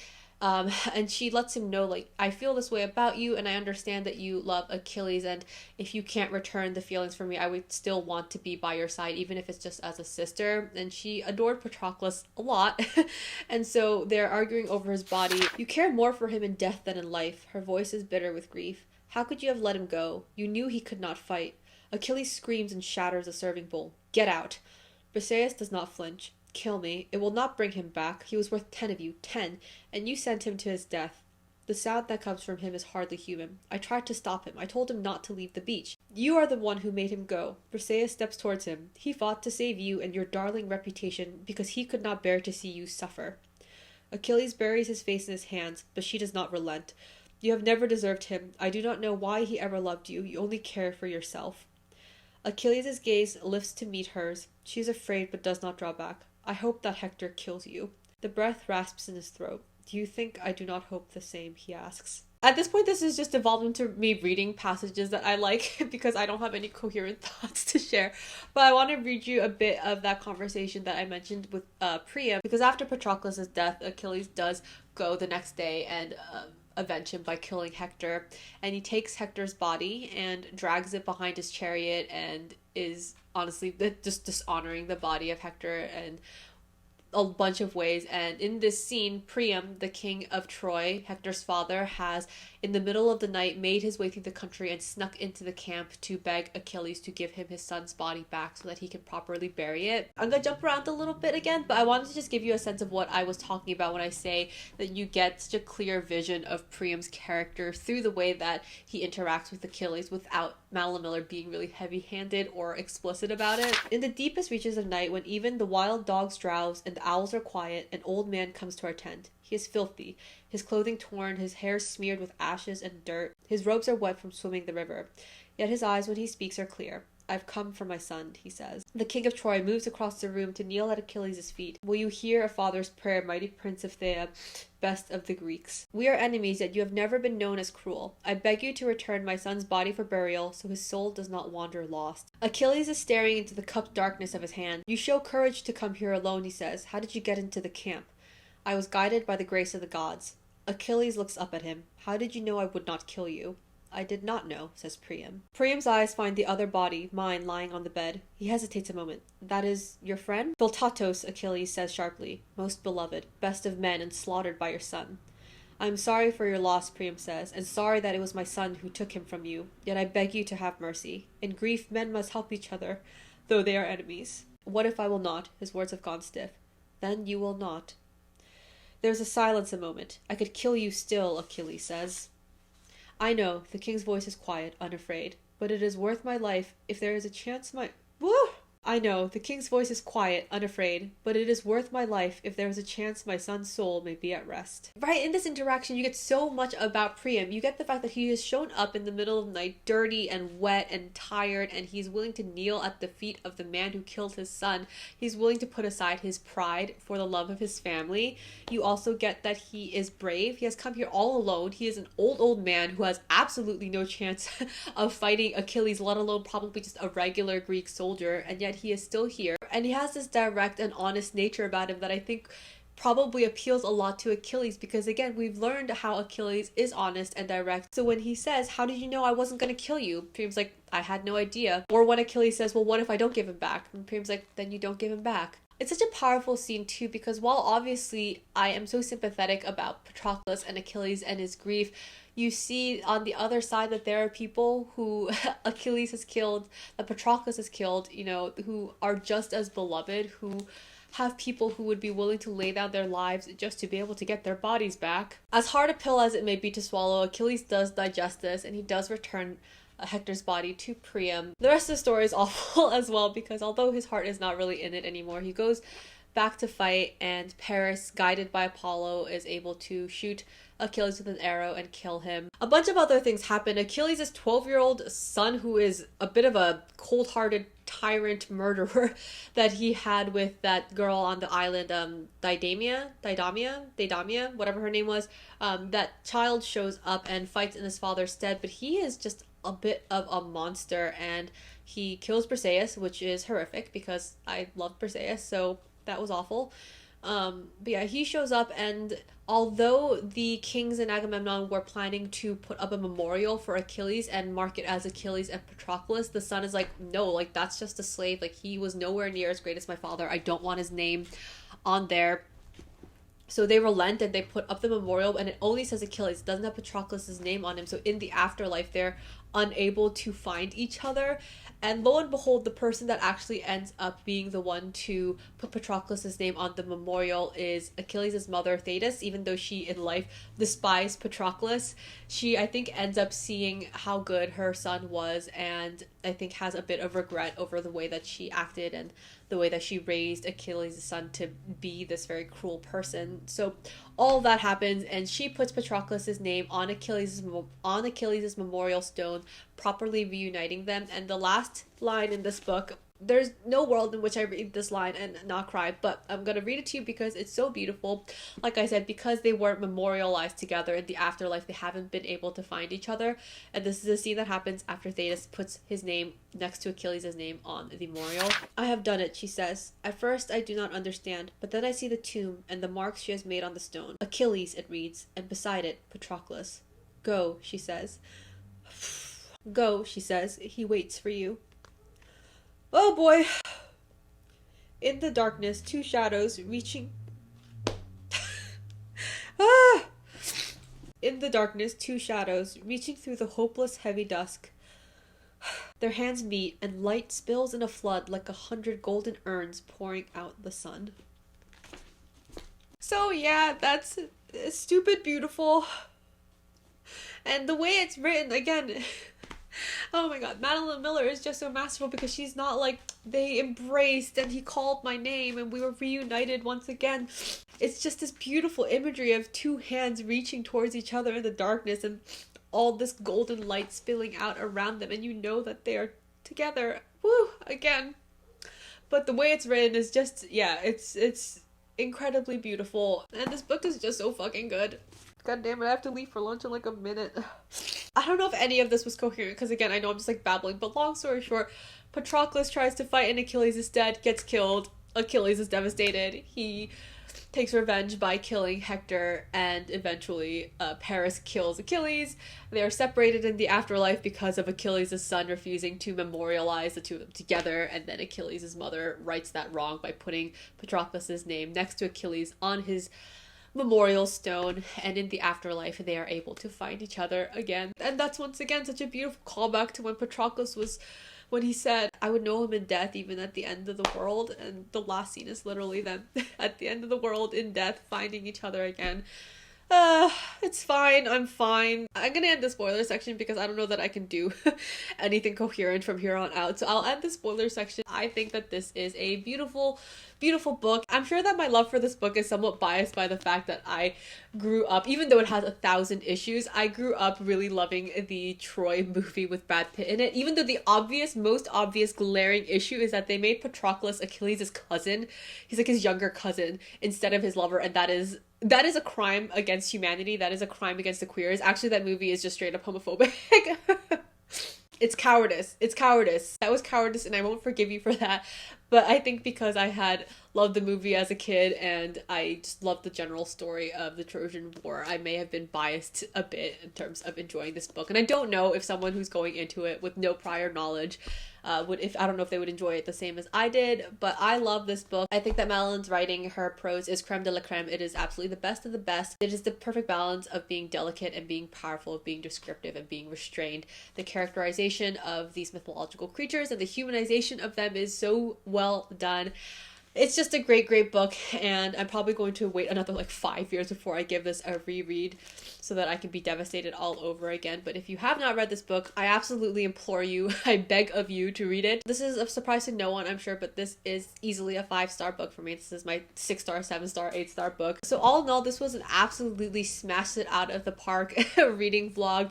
Circe and Song of Achilles are both 5-star reads for me. I love them both so much, and it's such a testament to Madeline Miller's writing. I beg of you to read either of these books. I've said in my review the things that I think that people might not enjoy about them, because again, I don't think that either of these books are perfect for everyone. I think that there are people who aren't going to enjoy certain aspects of them, but I'm just such a fan of Madeline Miller's writing and her prose and her storytelling that I still think that everyone should at least give these books a chance. So I beg you, please read them. If you have read these books, let me know which one is your favorite. Just gush about them to me in the comments so that I can talk about them, because I could talk about them forever and ever and ever. You can absolutely expect to see anything that Madeline Miller puts out on this channel.